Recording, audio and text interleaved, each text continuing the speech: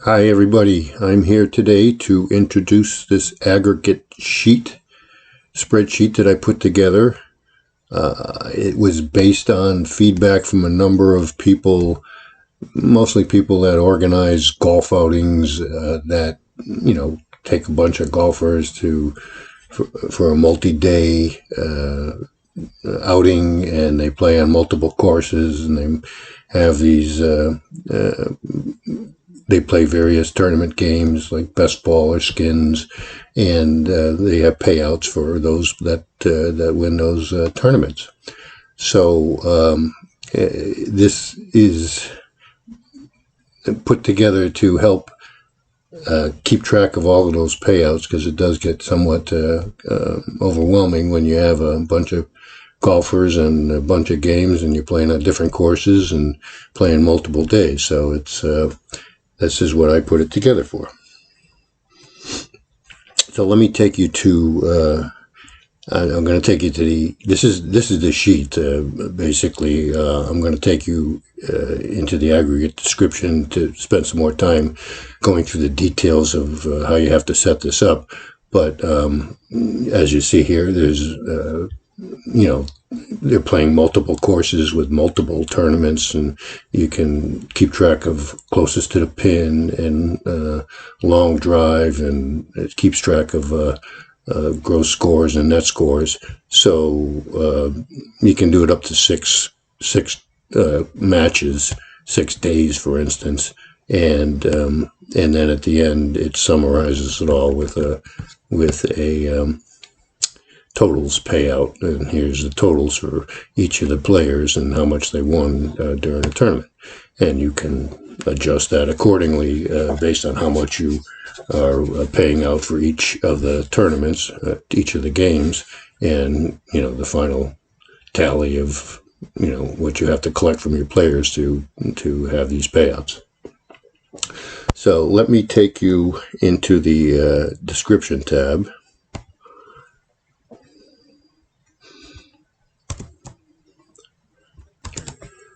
So this is kind of a summary of what I just described. It's a sheet that aggregates payouts from multiple games over multiple days. The player and the payout information is automatically pulled from the various tournament sheets. So these are the same tournament sheets that I've had up there for a while, and many of you have been using. So you use those sheets just like you have been using them, except you want to use them with the shared scorecard. Now, the shared scorecard I just released a month ago, and there's a whole video on that. But that's an integral part of using this aggregation sheet. So these tournament sheets going against the shared scorecards, makes it easy to automate the payout process for a single day tournament or a multi-day tournament, or a golf trip with multiple games over multiple days.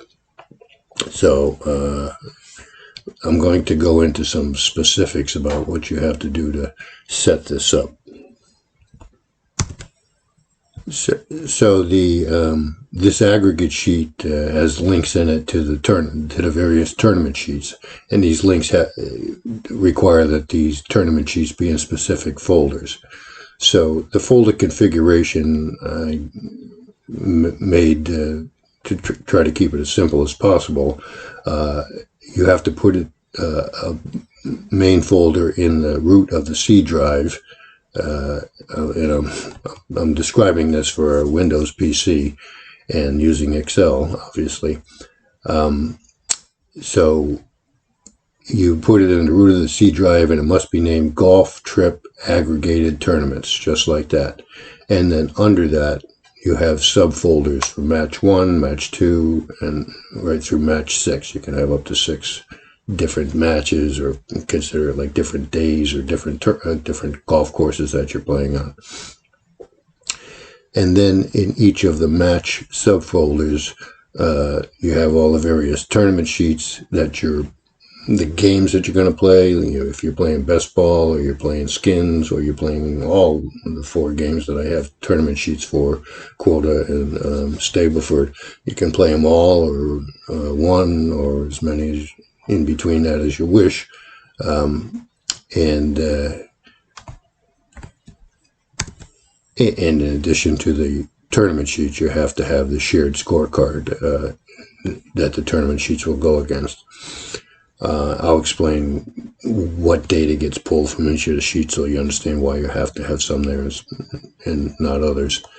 And again, because it uses the shared scorecard, you should probably be reviewing the video that I released last month on the shared scorecard and how the tournament sheets work with that also. So, in addition to having the folders set up this way, you also have to make sure that the sheets are named properly. So the shared scorecard sheet must be named shared scorecard.xlsx, and all the tournament sheets use their base name: best ball, net and gross, XLSX, and individual and team skins game results, individual and team Stableford, and individual quota results. So they have to be named exactly like that so that the links can find these sheets to pull the data into the aggregate sheet.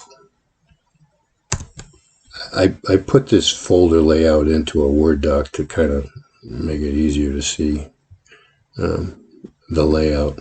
So again, you have the C drive, the folder in the root of the C drive with named Golf Trip Aggregated Tournaments. You have match 1, 2, 3, 4, 5, and 6. And then within each of those subfolders, you have the individual tournament sheets and the shared scorecard sheets. The tournament sheets that are highlighted, or the tournament and shared scorecard sheets are highlighted in bold, those are necessary to be in every one of the folders because the aggregation sheet pulls specific information from them. It's looking for those to be there, whether or not you're actually doing payouts for those.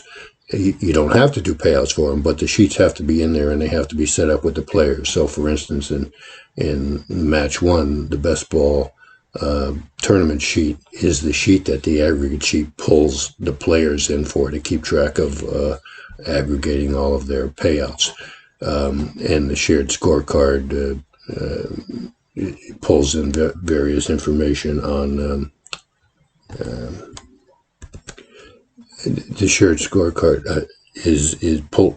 The aggregate sheet pulls the course name information from each of the shared scorecards in the various matches. So that's where the names come from on the aggregate sheet for the course you're playing. But you don't have to have all of the matches defined. If you're only playing 2 days or 1 day or 3, or 2 matches or 1 match or 4 matches, you can delete. You don't have to populate the other matches.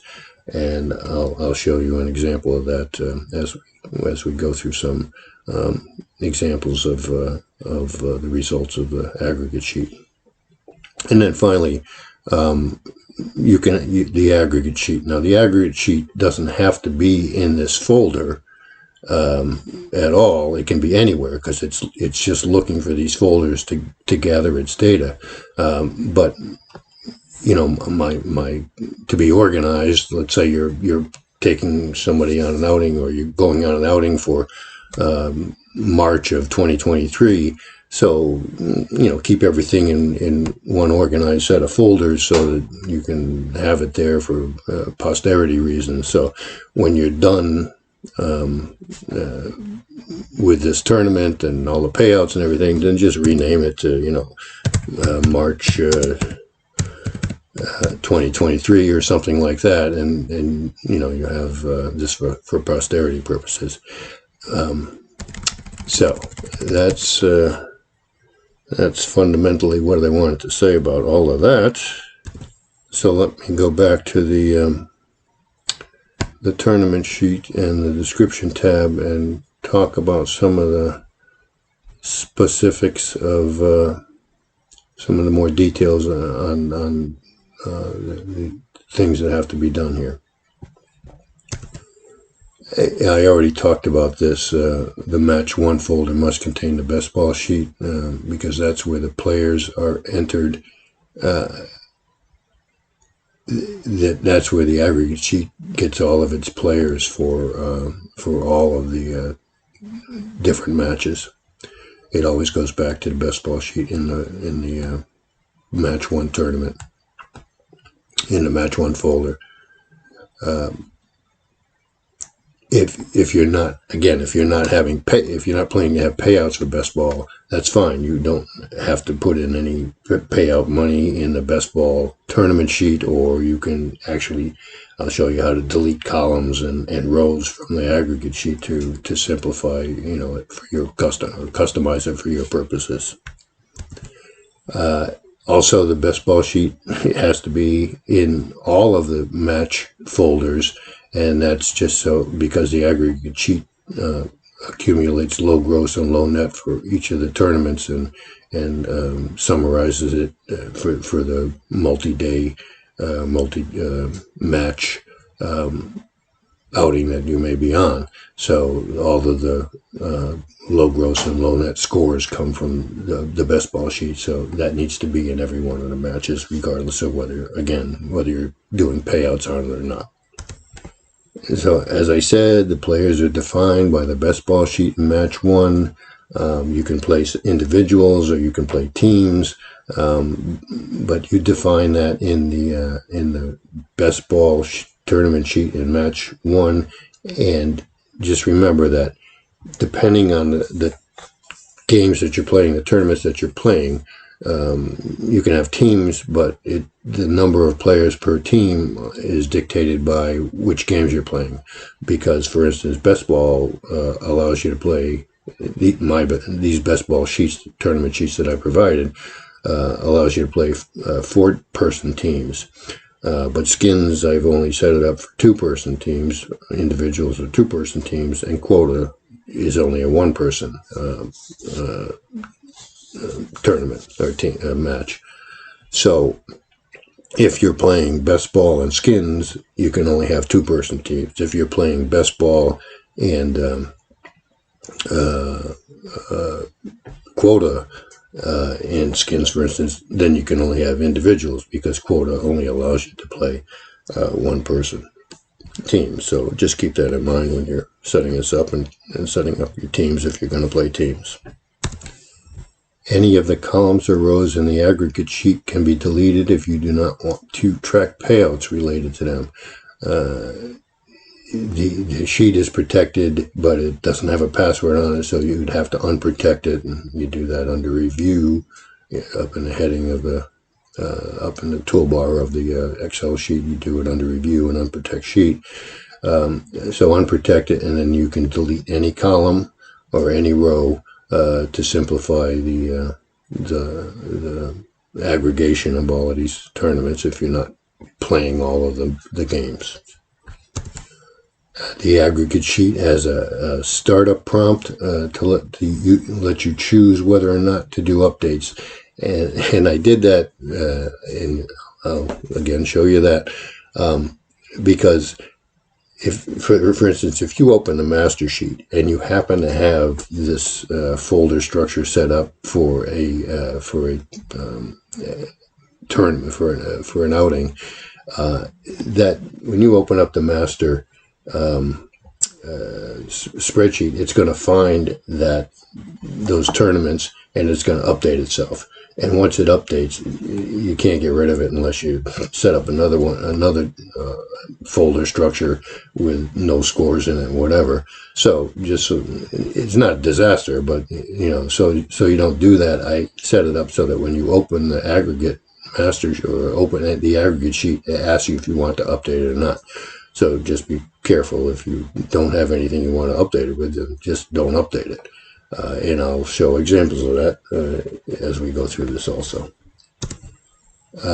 This paragraph here indicates that in the tournament sheets, specifically the skins and the quota sheet, there's a payout for aggregated sheet tab. So those sheets have, that's necessary because the skins in the quota sheet allow you to do payouts in different ways. And if you go back to that skins and quota shared scorecard sheet and look at the description tab in the skins and quota sheet, you'll see some more information on that. But you have to decide which payout you're going to use, which payout option you're going to use. Copy that tab over to another tab and rename it to be payout for aggregated sheet. So the aggregation spreadsheet looks at those tournament sheets, and it looks for the payout for aggregated sheet to get the payout information to consolidate into the aggregation sheet. And I hope that's clear. There's more information on that in those particular tournament sheets. And finally, so you can distribute the payout information to your players, every day or as you go, or at the end of your outing or whatever. I made it easy to print these out to a PDF, which you can then email to them. So instead of printing it on hard copy, you print it out to a PDF, and you email it to them, and they can look at it on their computer or their phone or whatever. Or you could post it up on a shared drive somewhere and send them a link that they could open, and just so that your players can keep up to date on what their status is as far as winning and losing any of the tournaments, any of the games. So I think that's it for the details. I'm going to take you back through the actual aggregation sheet tab, and we'll go through these numbers a little bit and just do an explanation on how you can manipulate this sheet and for your purposes, or customize it for your purposes. Okay, so let me take you through this example I've set up here. I'm going to close this sheet out and show you the folder structure first. Let's not save that.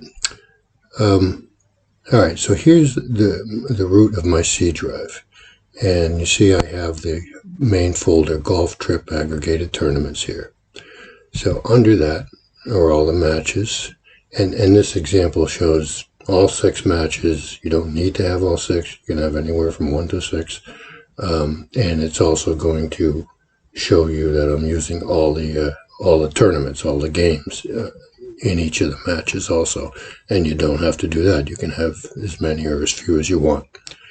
And so here's all the different matches which correspond to days you might be playing or different courses you might be playing. And finally, here's the aggregated sheet that I'm using against this right now. So under match 1, for instance, here are all the tournaments, and here's how they have to be named, as I explained previously. And here's the shared scorecard, and that has to be named that way also. So, you enter your course information, and here's all your course information, your players, and all their scores and the handicap indexes, just like the normal scorecard on all the tournament sheets. So you enter all of that information in here, and then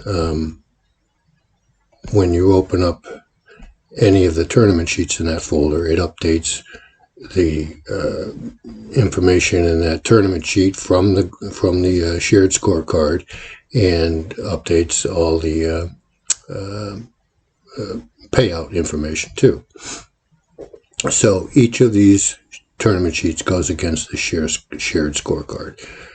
So again, make sure you listen to the shared scorecard video to understand how that works with the tournament sheets. Okay, so you have match 1 set up, and again, this is set up with all the with the scorecard and all the tournaments. Now, as you go to do match 2, it's easy to just copy match 1. So copy this whole folder and paste it, and then change the name to match 2. I'm not going to do that because it's already here. And then all you have to do is go in and change the shared scorecard for the new course that you're on, and all the course information. And of course, you'd have to clear out the scores from the match 1 scores and enter them for the second, for match 2. And then, of course, you'll have to open up all of the tournament sheets so that they update against the scorecard in match 2, because right now when you copy them over, they have all of the data from match 1. So open them up, and you can do that one at a time, where you can highlight them all and then just do open, and they'll all open, and you might have to respond to enable editing and things like that as each one opens. But they'll update, and then you can just close them all right out. So that's my suggestion for being efficient on how to set up multiple matches. The benefit of that is you don't have to enter your players in the tournament sheets. You do it once in match 1, and then all the players are, if you copy it over, then all the players are set up in the other matches as you copy it over, so you don't have to go in and manually enter the players. So again, that's related to the information that's in the shared scorecard, how you have to enter the players in the tournament sheets also. But it's easy to do because the drop down and it picks it up from the shared scorecard, but you have to put them in because I'm not sure, you have to designate teams and so forth, and that's all explained in that shared scorecard video. So again, so here's, all 6 matches have all, in this example, have all the tournaments and the shared scorecard for that outing, for that golf course. Okay, so let me close out this this sheet. Now I'm going to just open up the aggregate sheet. Now this could be a brand new sheet. It's already updated. Well, actually, let me pull in I already have some extraneous data put in here, so I'll show you that. So I'm going to leave this as is. But when you take your master aggregate sheet and put it here, or anywhere you open it from, and it finds this golf trip aggregated tournaments in the C folder, it's going to update from all of this information in the match folders. So I'll open that. And here's the example I mentioned earlier about, it's going to ask you if you want to update it. Maybe you didn't realize you had a tournament set up, and somehow the aggregate sheet found it, and you might not want to update it, especially if you're working with the master. But you have the option here to don't update or update. So I'm going to update. It's already got all the data in it from previous testing that I've done. So update, it's going out, pulling in all the data from the multiple matches, and here's the results. So here you have test course 1, you have all the tournaments, best ball, skin, Stableford, quota. I put in a couple of columns to track closest to the pin and long drive, and you manually put in the amount you want to allocate to the people that are closest to the pin, and long drive for each of the matches. You don't have to use them. You can leave them blank or leave them 0. And here's the score, the gross scores and the net scores, which get picked up from the best ball sheet. And again, that's why the best ball sheet has to be in every folder. All your players get picked up from the best ball sheet in the match 1 folder, so they're over here. And this is how much they won in each of the tournaments for that match, for that day, and here's the total they won for that day over here. You set the payout amounts in the tournament sheets. So if you're familiar with tournament sheets, you used to before, you understand how to go in and set the payout amounts. I set this up as an example, and I set it up to there's 15 people, you're going on a 6-day match. They throw in $25 a day for these matches, and that's covers both the totals for what they win in each of the matches and closest to the pin and long drive. And also, in the end, you'll see that whoever has low gross and low net wins some money also, or can win some money also. So here's here's all the courses. Test course 1, test course 1, test course 2, test course 3, 4, 5, and 6. So again, I used all the tournaments and all the matches for this example, and here's the total section that shows you what everybody won for the entire outing. So first thing in the total section, it accumulates the total gross and total net for all six matches. So the payout is based on what you put in here. You can say how much for somebody wins for low gross and how much somebody wins for low net. And here it's highlighted. Here's the low gross and low net person. This happens to be the same person for both. It might not turn out that way, but this happens too, based on the scores I put in. And this is how much they won for that, based on what you put in up here. If multiple people had, if there was a tie on low gross or low net, it would split that this amount between them. And then here's these two columns are for total gross and total net. So it adds up all the money somebody won for all the gross payouts, all the money somebody won for all the net payouts, and that includes low gross and low net. And then here's the total they've won for closest to the pin and long drive, and finally the accumulation of all they've won. So this is what each player won for the entire outing, and this is the total payout that you had, which should correspond to what you collected from everybody, the $25 a match that you collected from everybody, plus which includes the low gross, low net, and the closest to the pin and long drive. Now again, say it again, this includes all the tournaments in 6 days. So you might not be playing 6 days, obviously. You could only be playing 2 days or 3 days or maybe even 1 day. And you might not be interested in keeping track of all of these matches or games. You may just be playing best ball and skins, or just skins and Stableford, for instance. So you don't want to accumulate scores for all of these. So a couple of different ways you can deal with that. One is you don't have to put the tournament sheets in the match folder that you're not playing. When you open up the aggregated sheet, you might get a message that says can't find this, but that's okay, just skip by it. The other way is you can delete any of the columns and or rows in this aggregate sheet to take out what you're not using.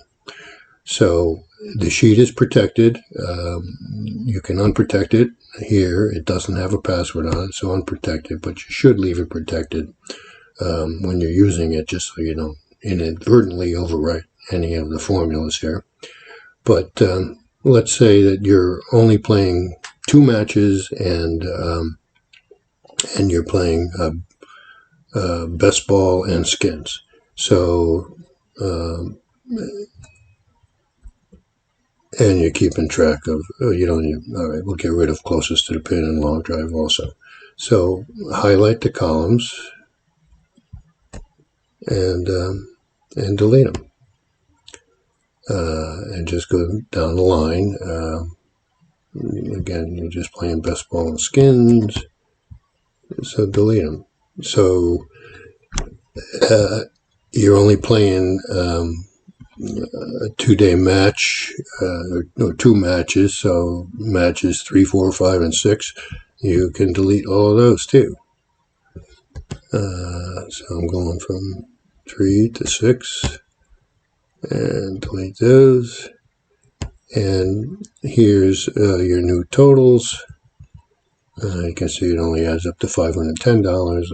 I assume that's right. And maybe you don't want to put out any money for low gross and low net. You can change those to 0.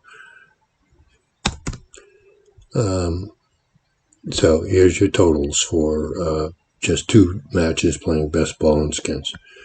So again, you can delete the columns, or you don't have to put the entries in the tournament spreadsheets in the matches that you're not playing. You can also delete rows. The reason you might want to delete that is because unused rows is because it makes it a little cleaner when you're printing it to a PDF and want to see have a better view on it. So let me show you that. So file, print, make sure you select Microsoft PDF or PDF printing here. I've got this defaults to a printer, so I'm going to select Microsoft Print to PDF. That's the default PDF printer on Windows. And here's your PDF of the matches. I've laid this out so each match fits on one page. And again, here's the reason why you might want to delete any excess rows, because it does span multiple pages when you use all the rows. And so there was two matches, and here's the total sheet. And you can print that to a file, and then let's just put this in as test. We're just going to documents. All right, I printed that to a file. I'm going to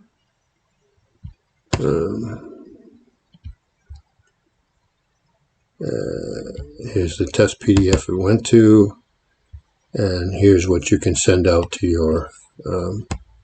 your players. The PDF of the results. So you can send that out to them as you go, or every day you play, or at the end, whatever you want to do. So they'll have an example of your.